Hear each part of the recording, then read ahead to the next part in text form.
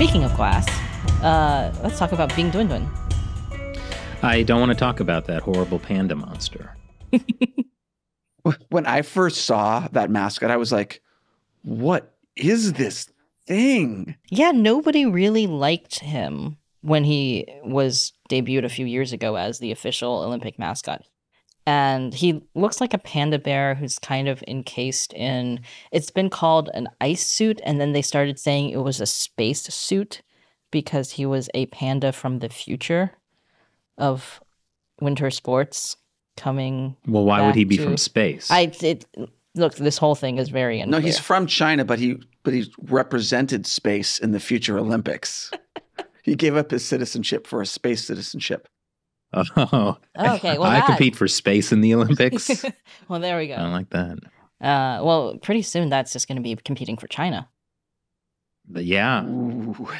Yeah, China's making all kinds of space plans. Yep. Anyway, so Bing Dwen Dwen is this like panda mascot, right? And people called him ugly, and which made me so happy that people recognize how hideous pandas are. They called him things like a flash frozen panda or a sesame ball with its filling leaking out. Beautiful. This is according to a Washington Post story. Like, we talked about this in last week's headlines episode about how there's been a sudden run on Bing Dwen Dwen where like he was really unpopular, and now there's like a huge Bing Dwen Dwen craze where people, like, all of the products featuring him are selling out all the time, and then police started arresting people for trying to resell products at like a 300% markup or something like that. It was just supply and demand. But why is Bing Dwen Dwen suddenly so popular? Have people's artistic tastes fallen so far in like 2 years that something that was ugly in 2020 is now considered beautiful? Like, that doesn't make any sense. Well, this Washington Post article is talking about how like the hype could be being boosted by Chinese state-run media, essentially, because they keep kind of pushing Bing Dwen Dwen. And the Olympics are too. Like, on the Olympics Twitter account, there's a video of Bing Dwen Dwen getting stuck in the door of one of the Olympic venues. Oh yeah, and how cute is this, etc.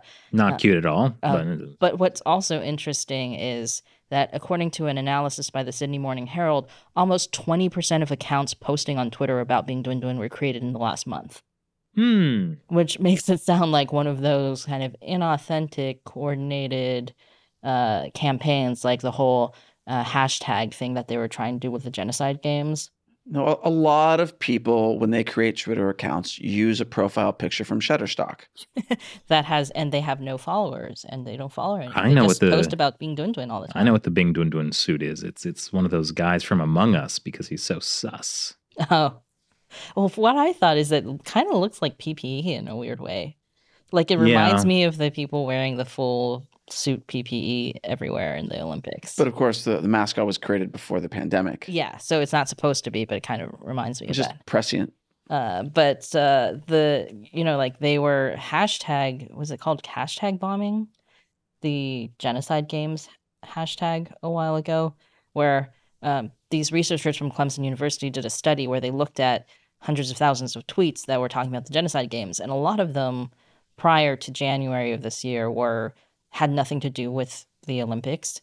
It was just random stuff in an effort to kind of dilute the hashtag genocide games that activists were trying to use to bring attention to the genocide games. This was a while ago, because now if you look at it, it's cleaned up. Yeah. So Twitter basically deleted a bunch of the accounts that were doing that. You know, they've cleaned it up. So now if you look at the hashtag genocide games, it's mostly people talking about the genocide games. But, you know, from like 6 months last year, before most people would have been talking about it, most of the tweets were just random stuff created by obviously bots and inauthentic accounts in an effort to change the conversation about the Olympics. It's interesting because that's like, you know, all the dystopian movies about how the future of like robots and AI would screw us. This is not a way anyone thought about how people would be using robots. I mean, it's less exciting than watching, you know, a robot war, right? That's true. Like watching people fight on Twitter. Speaking of, I just watched Johnny Mnemonic for the first time. Highly recommend it. It is fantastic. I remember the plot is something like he's carrying like some kind of like data in his head, but it's like a few terabytes or something, right? It's not even a terabyte. It's like 700 or 800 gigs. And he's like a walking USB stick. Yeah. Okay, I've never seen Johnny Mnemonic. It's fantastic. It takes place in the future of 2021. Oh. Government corporations run the world. There's a global pandemic, and the InfoWars are in full swing as different factions try to control the narrative. They're right about everything except that people carry USBs in their heads. No, we carry it, yeah. But I mean, we carry, you know, the equivalent of that with us, you know, everywhere we go. Yeah, I highly recommend it. It's so stylized and so cool. And that's Keanu Reeves, right? Keanu Reeves, yeah. It was interesting. Like, he did a movie about like earlier in the 90s when people had no idea what the internet was and got it totally wrong. And then he was in The Matrix, where people like finally nailed that story of like, oh, this is what computer technology could be like. There's a great scene where he puts like a virtual reality helmet on and he's in the internet like controlling things. Is that the metaverse? Basically. Wow. Well, I think that about wraps it up for us today on this episode of China Unscripted. Don't you guys agree? Can we end it on a positive note? Johnny Mnemonic. All right, if you can think of something more positive. Maybe I can't. We're going to talk about zero COVID. And now we end on your defeat. That's a positive note. It's a positive for me and Chris. No, I think it's a sign of the times that we can't find something positive. Oh, I actually can find something positive. But this goes all the way back to the Eileen Gu thing, which is something you said about Nathan Chen, where you're like, well, isn't that normal that a Chinese American skates or an American citizen skates for America? It's actually pretty unique in a certain sense because, you know, America is really probably the only country in the world where you can come and become an American so quickly.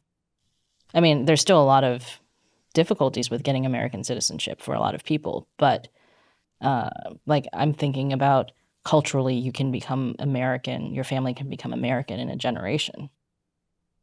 And that's not something that exists in a lot of the world. And I think that, you know, if Americans who haven't really traveled or lived in other places may not kind of realize how unique this is. So, like, you're an American, but Matt could never go to China and be Chinese. No. I mean, even somebody like Da Shan, right, the Canadian guy who went to China in the 80s and has lived in China for so long. And speaks just flawless Mandarin. He's always going to be like a foreigner, Why? Yeah, he's always going to be a Why. But not just China, though. That's not unique to China. I remember years ago traveling to Italy to visit a friend who was living there. And we were hanging out with some Italian guys, and she had to explain to them why I was American. She didn't even want to confuse them by telling them that I was born in China. So she kind of made it like Shelley's parents were from China, and she was born in America. So that's what makes her American. Because, you know, Chinese people, there are a lot of Chinese people, Chinese immigrants in Italy. They will never be Italian in that way. I mean, they could maybe eventually if the culture changes, but, you know, I don't know. So yeah, but I mean, also like, you know, the European countries and Asian countries generally don't do birthright citizenship either, right? Like that's a Western Hemisphere thing anyway. Yeah. Right. And America is kind of at the forefront of that. And, you know, Canada has it, I believe, as well. We have birthright citizenship to the point that if you are born in airspace over America, you are an American citizen. Wow. That's beautiful. What if you're just born in regular space, like the future panda? Like if you were born in a space station that happened to be circling America at that moment. That actually will have to become something that's discussed at some point in the future. Like where is the cutoff? Is there a cutoff? Are you a space citizen? Are you an American? Do people have... I consider myself a citizen of space. Well, that was a nice positive note to end on. It was basically that America is great, right? Yes, that's what I'm saying. America is the best. Thanks for watching China Unscripted. I'm Chris Chappell. I'm Shelly Ja. And I'm Matt Ganesta. We'll talk to you next time.